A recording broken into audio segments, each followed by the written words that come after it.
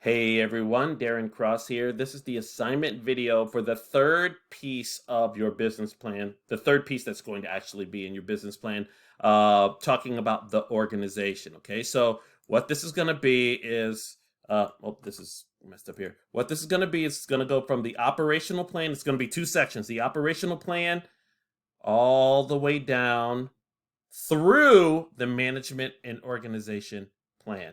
Okay. Now, again, what I want to let you know is I want you to take out all instructions and things like that, right? So I don't want to see these instructions. I want you to take this stuff out and then flush everything left, right? So I want you to take all of these numbers out, right? So um, hang on here. I want you to actually just have everything be flush left here with the headings, and I want you to go through it. Now, all of these things are actually on the prompt as well, but what I want you to do is you can, if you look at these things, if you decide that something is not important to your discussion of how you're going to operate, then you don't have to discuss that. You can just take it out, eliminate this from, you just want to go ahead and delete it, right?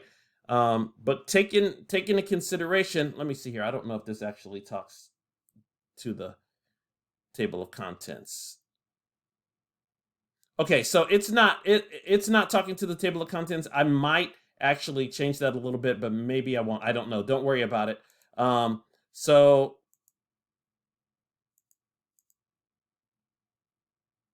yeah, it's not actually translating. So you can actually just take those headings out of there. If there's a heading that you are like, this really doesn't apply, that's fine. But the thing is, you're taking a chance that I'm gonna think that maybe that I'm gonna agree with you that it's not important. So some of these things are important, but some are not for particular businesses, and I'm leaving that up to you to make that decision. Okay. So again, we're going to, what we're trying to do is we're actually looking at how the business is operating and then who the people are. Sorry that got you looking at the screen here, trying to get back to where we were. So again, I want you to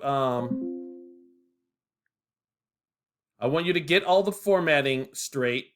So you want to take all these numbers out and things like that, and make sure that you're addressing all of these things. Okay.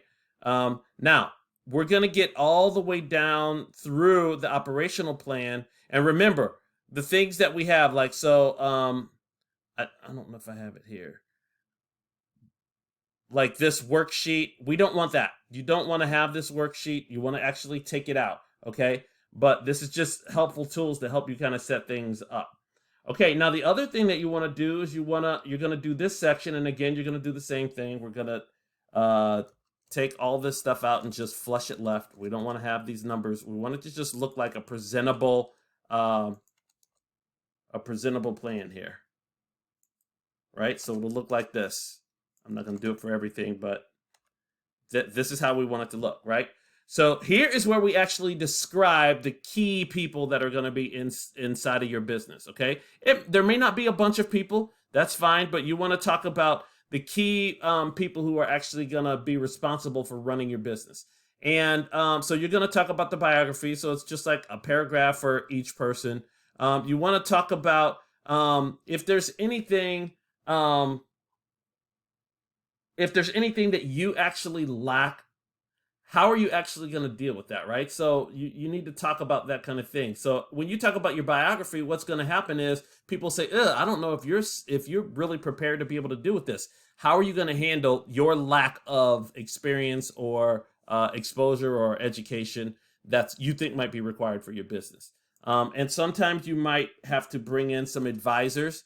You just talk about what advisors you're actually going to bring, okay? You don't have to necessarily talk about specific people. In the real world, if there were specific people who, by virtue of their reputation or something like that, would add credibility, then you would absolutely talk about it. But you actually want to at least generally mention that these are the people who will be guiding you, but that's going to give you some, credibility for your business. Now, here's the thing. This says organizational chart.